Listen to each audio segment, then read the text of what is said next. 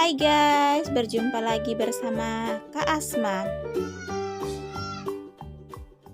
Jangan lupa like dan subscribe.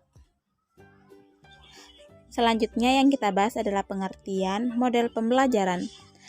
Model pembelajaran adalah kerangka konseptual yang melukiskan prosedur sistematis dalam mengorganisasikan sistem belajar untuk mencapai tujuan belajar tertentu.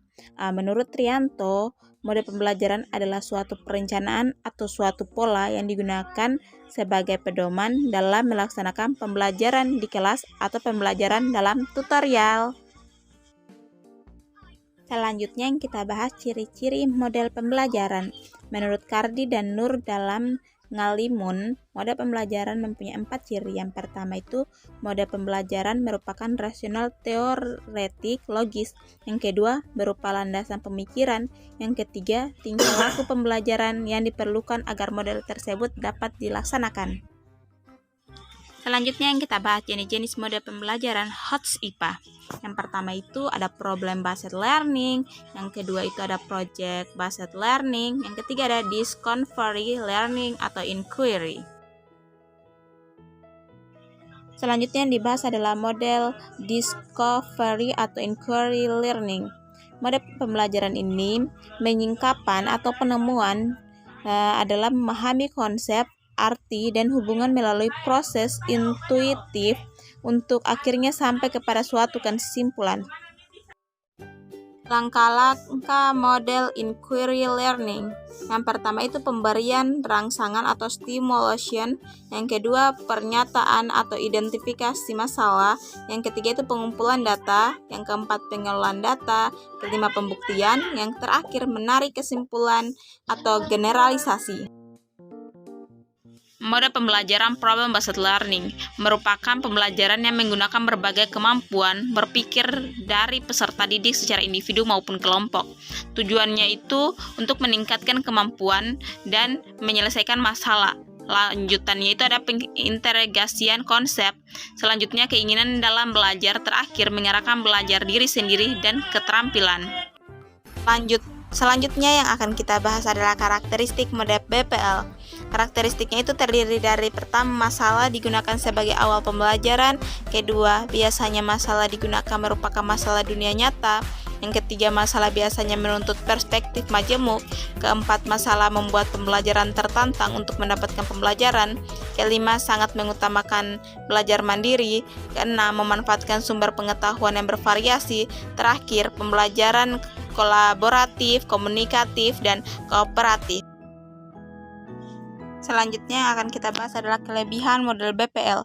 Kelebihannya terdiri dari pembelajaran berpusat pada peserta didik, pengembangan pengendalian diri peserta didik, memungkinkan peserta didik mempelajari peristiwa secara multidimensi, mengembangkan keterampilan pemecahan masalah, mendorong peserta didik mempelajari misteri konsep baru, dan yang lain-lainnya.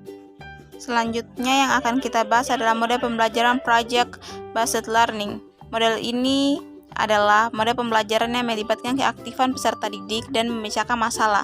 Dilakukan secara berkelompok atau mandiri melalui tahapan ilmiah dengan batasan waktu tertentu yang dituangkan dalam sebuah produk untuk selanjutnya dipresentasikan kepada orang lain. Selanjutnya akan kita bahas adalah karakteristik PJBL. Yang pertama, penyelesaian tugas dilakukan secara mandiri dimulai dari tahap perencanaan, penyusunan hingga pemaparan produk. Yang kedua, peserta didik bertanggung jawab penuh terhadap proyek yang akan dihasilkan. Ketiga, proyek melibatkan peran teman sebaya, guru, orang tua, bahkan masyarakat. Yang keempat, melatih kemampuan berpikir kreatif. Terakhir, situasi kelas sangat toleran dengan kekurangan dan perkembangan gagasan. Penerapan project based learning itu yang pertama itu harus ada topik atau materi yang dipelajari peserta didik. Yang kedua itu peserta didik tidak diiringi untuk menghasilkan satu project saja. Yang ketiga itu proyek tidak harus selesai dalam satu pertemuan. Keempat, proyek merupakan bentuk pemecahan masalah. Yang kelima itu bahan, alat, dan media itu sangat dibutuhkan. Terakhir itu penilaian autentik. Selanjutnya akan kita bahas ada mode pembelajaran IPA. Yang lainnya itu ada 3, mode pembelajaran kooperatif, mode pembelajaran kontekstual, mode pembelajaran PAIKEM. Selanjutnya akan kita bahas adalah model pembelajaran kooperatif. Pembelajaran kooperatif adalah kerangka konseptual rangkaian kegiatan belajar dilakukan oleh peserta didik dalam kelompok tertentu untuk mencapai tujuan pembelajaran. Selanjutnya yang akan kita bahas adalah model pembelajaran PAIKEM, merupakan singkatan dari pembelajaran aktif, inovatif, kreatif, dan menyenangkan.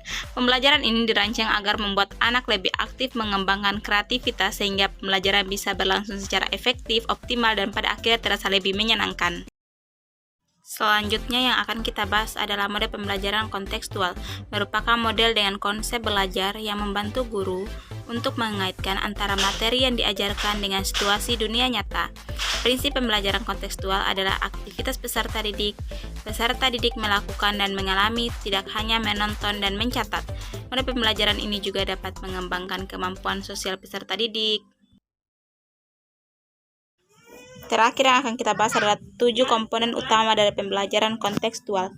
Yang pertama itu ada konstruktivisme, inquiry, bertanya, learning, communication, modeling, refleksi, yang terakhir penilaian nyata. Kita sudah berada di akhir video kawan-kawan. Semoga video yang tadi saya jelaskan bisa bermanfaat bagi kita semua. Akhirul kalam, wassalamualaikum warahmatullahi wabarakatuh. Bye bye.